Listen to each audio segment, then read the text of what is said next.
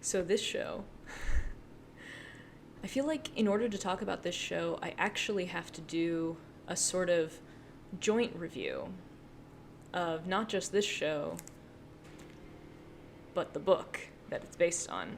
I actually had not even heard of this book, let alone this show, until this year. I found out about the book because I heard about the show. I was a huge, huge reader when I was a kid, and particularly of fantasy novels and series like that.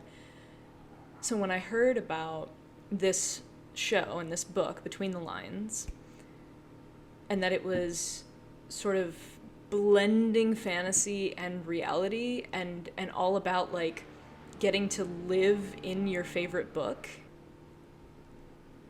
I was just like, this sounds exactly perfect for me. And I was just so excited that this book existed and that it was being made into this show. So I get to experience this story in two different mediums. Anybody who has tried to adapt something knows that every medium has its limitations. There's pros and cons to each one. And so this particular story obviously works as a book because it's a book about reading a book.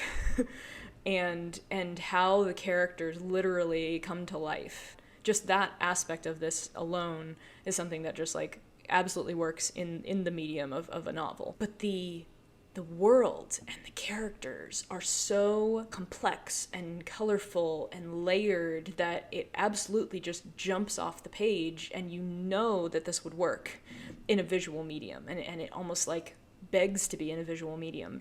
I attended the talk back with Jodi Picoult after the show when I went to see it, and she talked about how she and her daughter Samantha, and they wrote this book together, which we'll get to the whole mother-daughter thing in a little bit, talked about how they could, kind of see it being on stage, and that it needed to be on stage, that it needed not only to be played out, to be performed, but to be sung. And I fully agree with that. I think that there's something about that like fantastical quality to fairy tales that music just always enhances that. You just look at the oeuvre of Disney movies. Even if the story itself sings, you have to have solid and varied enough established characters in order to really be able to create sort of the score for a show like this. That's one of the reasons that this really does work as a musical, is because you do know who these characters are pretty early on. It's not just the characters, but it's also the dynamics between the characters that really help these songs not just tell the story, but also give you some insight into what's going on underneath in these characters, their inner thoughts, should I say. That's one of the songs in the show. One of the highlights of the show, I think, for me, was Inner Thoughts. And I'll get to the music in a little bit. But I know that there are a lot of fans of this book, and some of them may be watching this review. So I would be curious to see what fans of the book think of the show. I'm also a fan of the book, even though I just discovered it.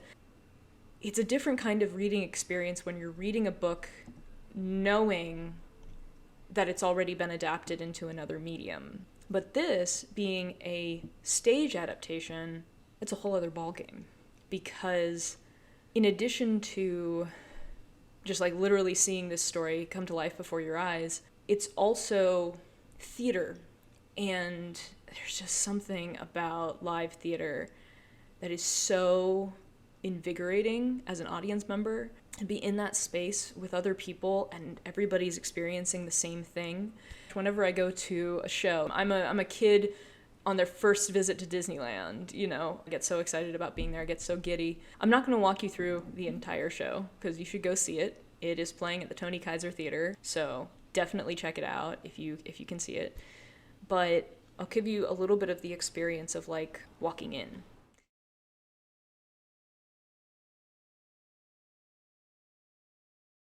I had never been to this theater before, so I didn't know what the layout was like. As you walk in, the seats are in this giant section, just like off to the left. And so you'll walk in, and you come right in, and the first thing you see is the stage. Like, you walk right by the stage before you get to your seat. And so this stage, Tobin Ost, what he has put together for this particular production is so good. On first glance, what you basically see is a giant library of sorts. It's just like a lot of books. That in itself is very exciting to anybody who loves books, which most people who are coming to see the show love books. But it's also like, it's like this, the books are just like surrounding you so that you're just like a part of it, which is very indicative of what the show is about. And so it's very eye-catching.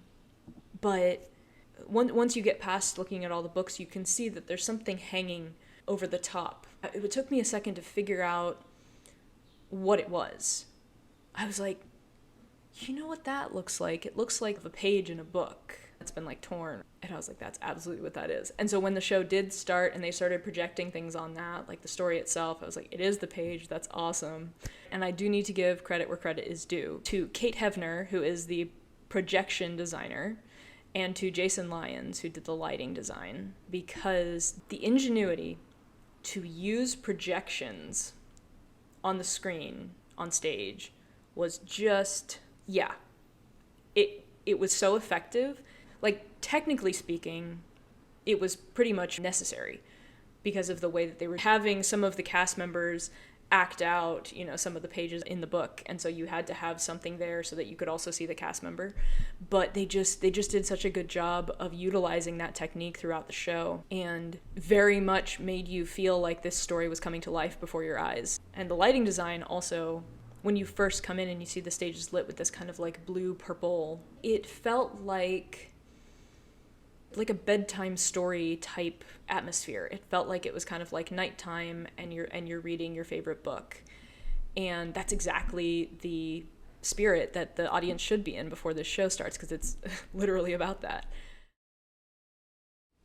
The first time Delilah opens the book, we get to see the true brilliance of this set design, because she opens the book and all of a sudden the door opens to one of these as though it's like a book cover opening. And Prince Oliver's like, hello, which is every time, and it's great. And Jake David Smith, you know, he has a fun time with that. So that becomes a fun gag throughout the show of every time she'll open it and then close it, open it and close it. And so like the door will have to be in the right rhythm. And they've really mastered that, honestly. Like the choreography on that door, I don't know who is to thank for that choreography, whether it's the choreographer Paul McGill or the director Jeff Calhoun, but they have done a great job of timing the opening and closing, and like the just closed or just opening up, like that whole thing is really well done. I would love to know the secret behind how they're doing that. It's a very effective technique, and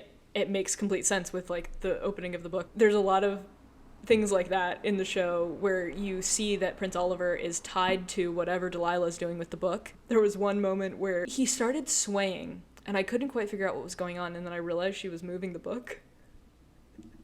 And then of course she started moving it more and he started swaying more, or he would like turn or something because she would like turn around with the book, and it's like he is being controlled by this almost like a puppet. That was a really funny ongoing gimmick in the show.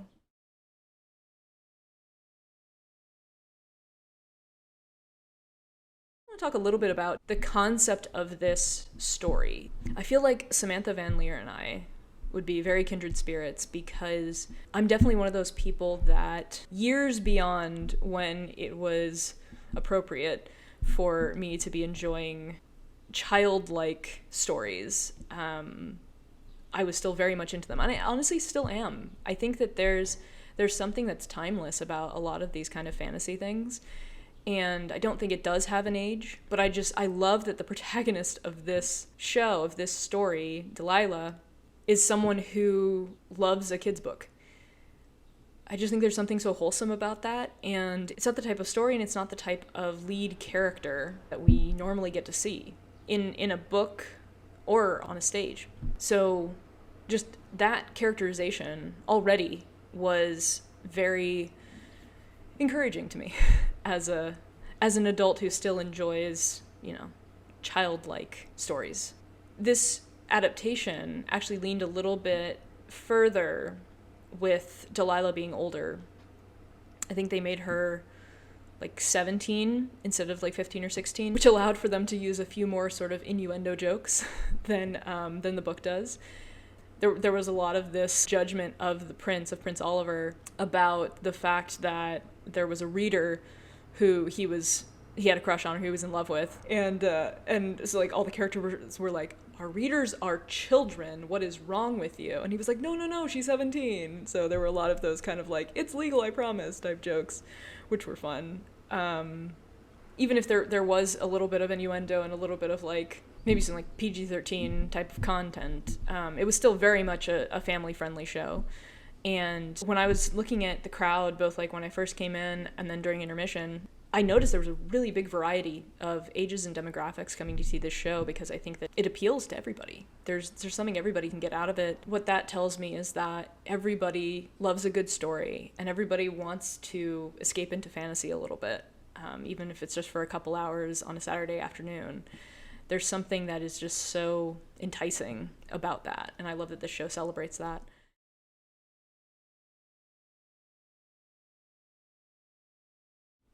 I want to talk about some of the things that this show does differently from what the book does.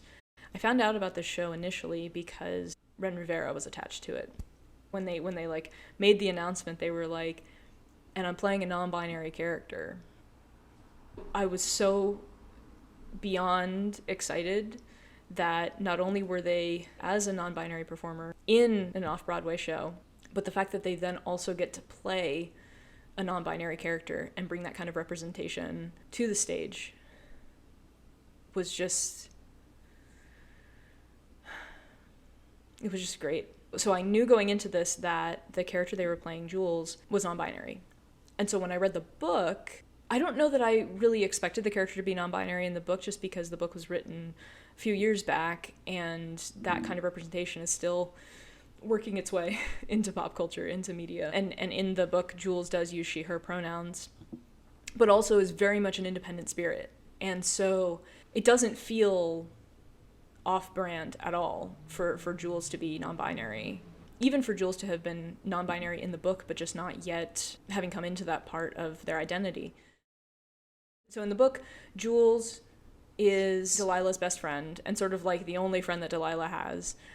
And we see Delilah kind of pulling away from Jules as she's getting more and more involved with Prince Oliver, sort of letting herself wither away into this book that she's reading. And that is negatively impacting her close, strong friendship with Jules. And that's their dynamic in the book.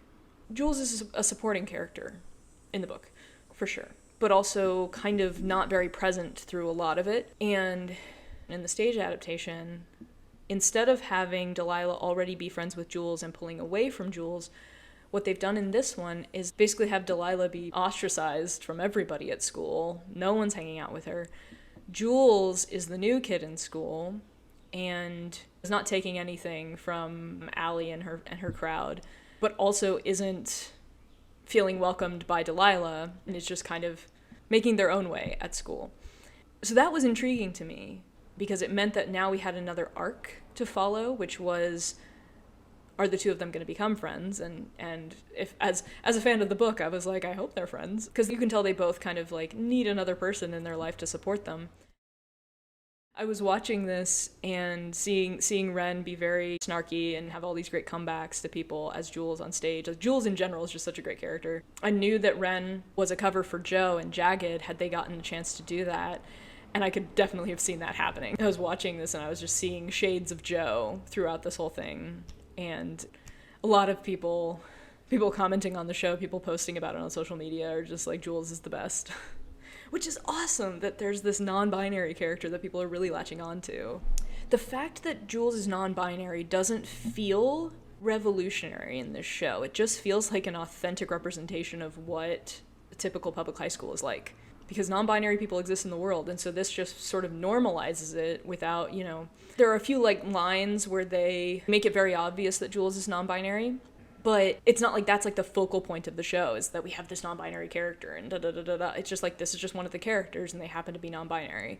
And yeah, I appreciated how they handled that storyline in this. There's a lot of space out there to create more representation for people who are on a gender journey, and I applaud this show for diving into that space a bit and doing a really good job with it, and consulting Ren, I'm sure, on how to do that the right way. So, yes, good job between the lines. So that was one departure, is the Jules Delilah friendship that is not a friendship at the beginning, but then they like grow closer by the end. And I think that also, in order to have a story, you have to have conflict. So the more you can put down your main character and do as many things to them to put them in their lowest place possible, the farther they have to rise and the more that they have to fight against, and the more entertaining the story will be. So having Delilah sort of have like the whole world is against her, you fully understand why she would just like dive into this book and want to be a part of this story and fall in love with this fictional prince. That escapism is a life raft for people who feel like the world doesn't know them, doesn't appreciate who they are. And that's absolutely what Delilah's storyline is.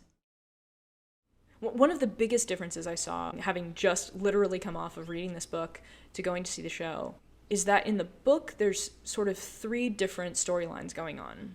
There's the story that is the book. There's the story that is Oliver and all of the characters when the book is closed and they're just doing their own thing, basically off stage.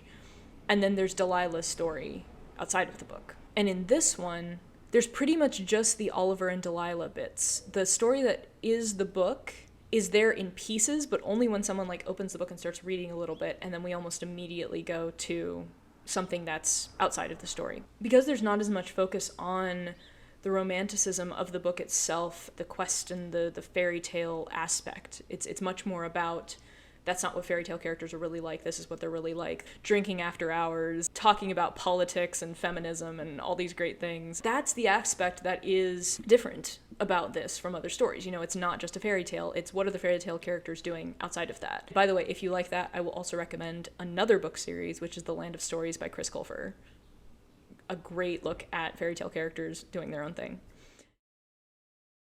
So in the book, there's a really big push for Delilah and Oliver to wind up together, because you just feel like she's got to be a part of this story, and he's going to get out of the book. And there's a lot of this push and pull of all the different ways they try to get him out of the book so that the two of them can be together. But in the stage adaptation, rather than romance and happily ever after or whatever being the goal, there's a lot more emphasis on writing and telling your own story.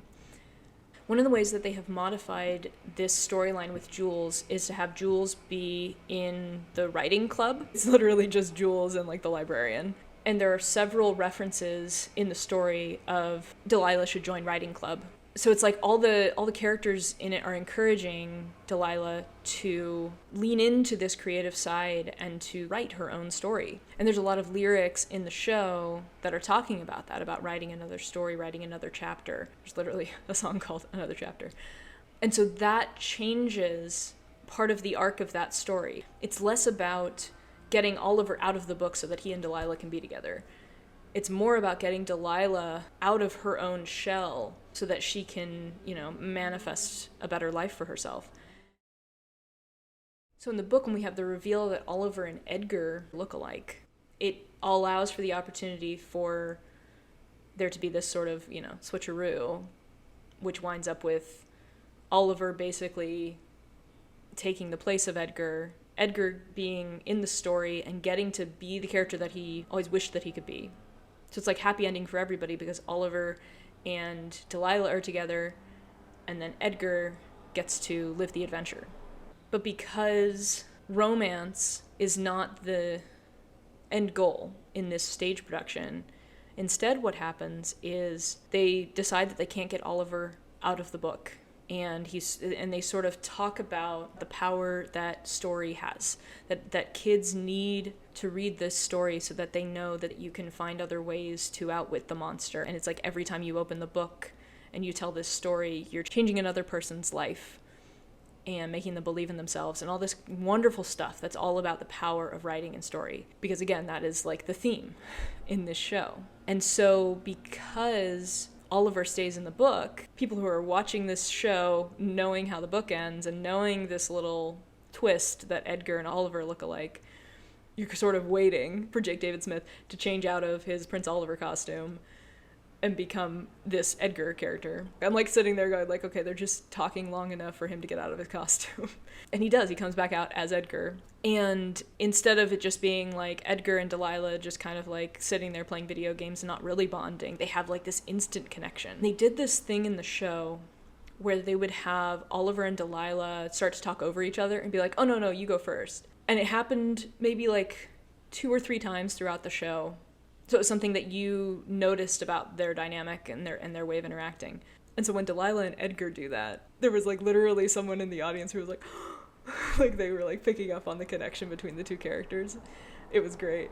And so as soon as that happened, as soon as they did that little talk over each other bit, that's like the Delilah Oliver thing, I was like, I see what's about to happen. She's gonna fall for Edgar, and that's now her Oliver, because he looks like Oliver, and that's basically what happens. They don't necessarily in that scene fully get together, but then there's sort of this like epilogue scene where you see Delilah at her first book reading or book signing or something. Jules is there, her teacher's there, the doctor's there, her mom, and then of course Edgar is there supporting her. And it's like everybody has come together to celebrate this book that Delilah wrote. I feel like what's really cool about that scene, and especially to see the mom there supporting her as well. With this stage adaptation, what kind of wound up happening was, I think, that even more so than in the book, I feel like Samantha Van Leer got to kind of like tell her own story about like wanting to be a part of the story, getting to write it yourself and create the story from that. And that is just like gives me chills to think about how this was manifested, and to imagine like instead of it being Delilah and her mom, that it's Samantha and Jodi up there celebrating this first book being made. So it felt very true to life in a lot of ways.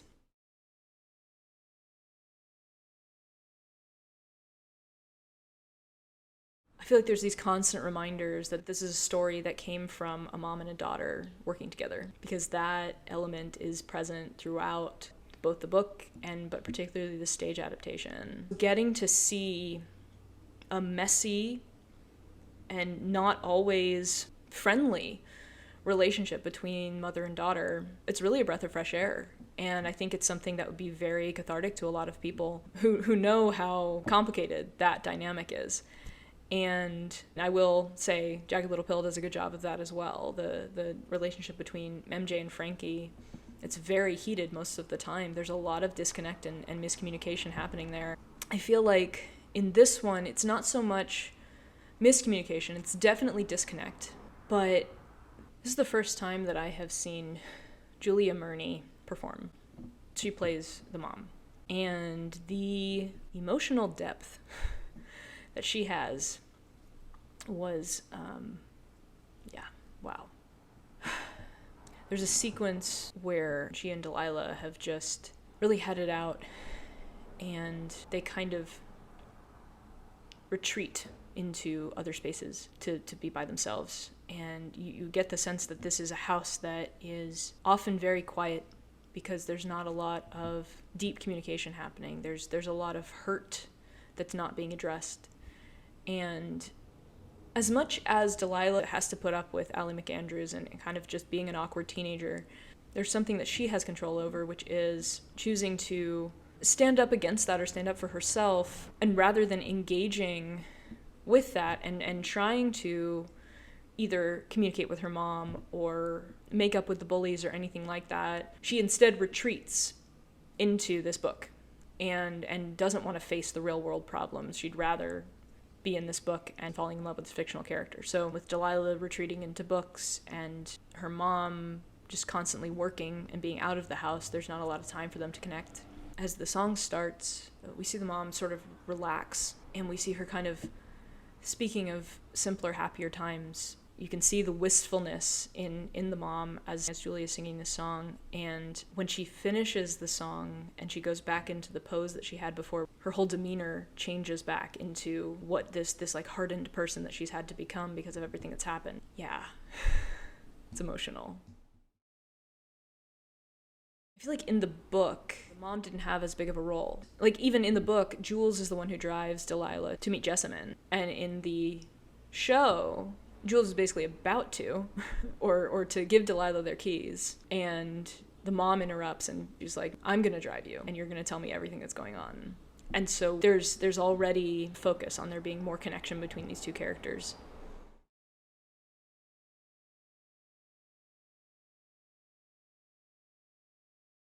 I'm very curious about when they were moving from book to stage adaptation, how they decided how this thing would be cast, because one of the earliest examples of fantasy blending with reality is The Wizard of Oz. And in that one, you had these direct doubles going on in each world. So you had the Scarecrow and the Cowardly Lion and the Tin Man were all like farm hands on the farm that Dorothy was working at in the like sepia-toned sequence at the beginning of the show. So there was these obvious parallels going on. And because this is a story where you're blending fantasy and reality, it makes sense that there would be manifestations of these characters in the other world. And so I'm really curious about what the process for writing this and adapting this was like, because I would love to hear what like Samantha and Jodi had to say about like, this character and this character are both going to be played by this person, and this character and this character and this character and this character are going to be played by one person. Because in a lot of ways I feel like it could be by necessity that you just don't want to have like a giant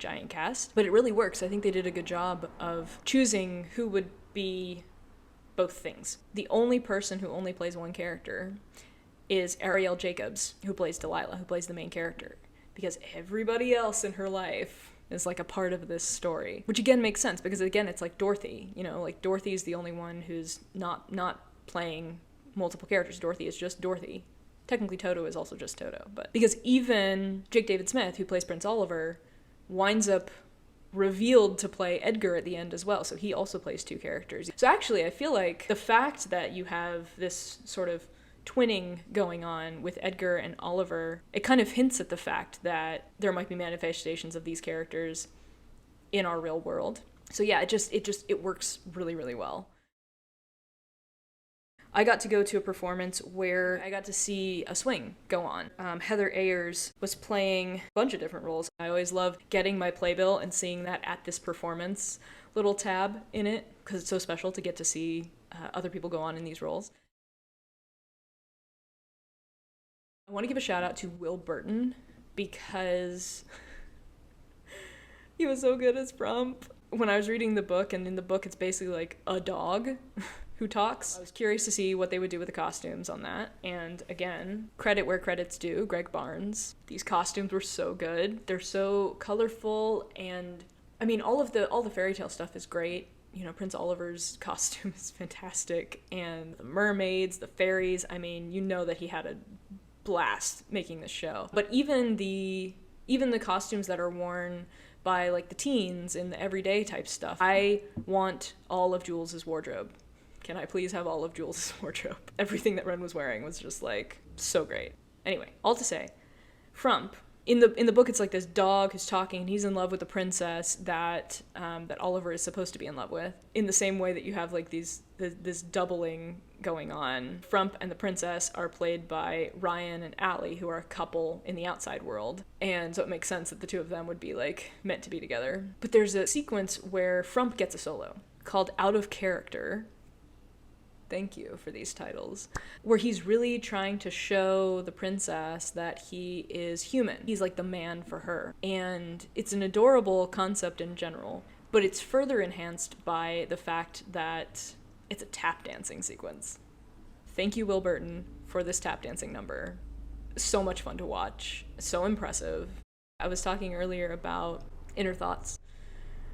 And Inner Thoughts is basically a song where all these teenagers take this moment where the spotlight hits them and they say what's really going on inside, and it's usually kind of exactly opposite of what's happening outside, and they're kind of just saying like, but these are my inner thoughts that I can't share with anybody. And so like the spotlight goes to each teenager, right? It starts with Allie, then it goes to her friend, and then it goes to Ryan and Will Burton's just staring blankly ahead like very dopey looking.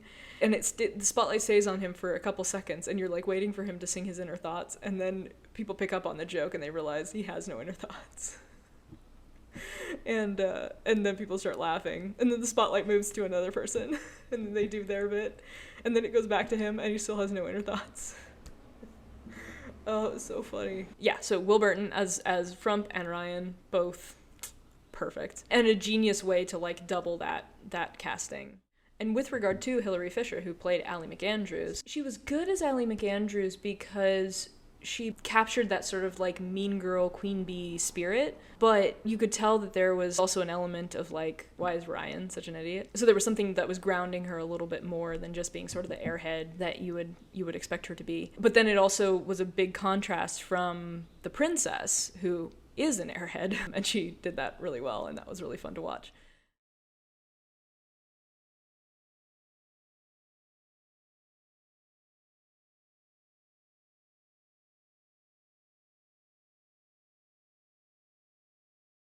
That was the first song I heard from the show. I think it was the first one that they released, and it's very much the theme of you don't have to fit in, and it's better to be an enemy of Ally McAndrews because you'll find, the people that you should be hanging out with. And it's that whole idea of like the enemy of my enemy is my friend kind of thing. And that's sort of how Jules and Delilah finally bond in the show. They literally harmonize. Like, you're finally seeing them together, starting to kindle this friendship, and then it's manifested into this song that has these harmonies in it that are just so great. Voices just really blend well together on that song.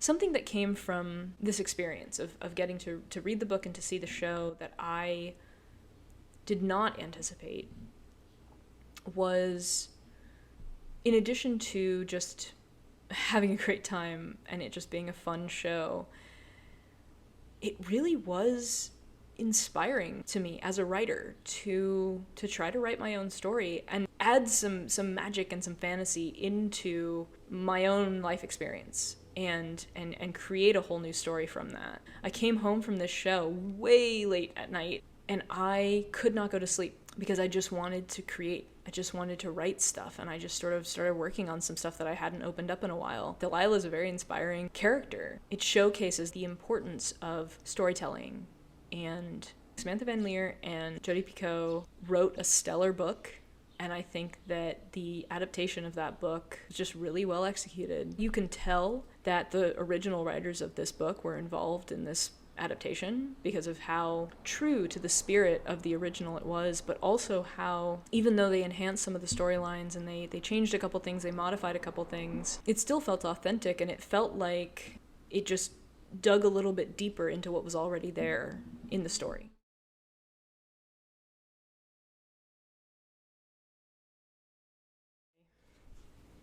Between the Lines, it's playing right now at the Tony Kaiser Theater as part of Second Stage. I'll put the dates, I'll put the info in the description of this video. Any fans of books, of fairy tales, of just sort of whimsy and possibility, people who want to see a show that emboldens them to take charge of their life and to tell their own story.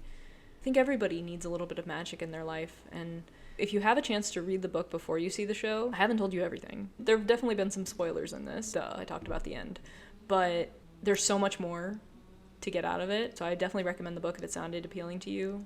Check it out, literally from the library like I did. But yeah, so if you like this video and you want to hit that little thumbs up, that'd be cool. If you really like this video and you want to see more videos that I put on here, just hit that little subscribe button and you'll become one of my subscribers and you'll get notified of when I put new videos on here. I just really love theater. I love getting to see a fantasy production, and this one just knocked it out of the park.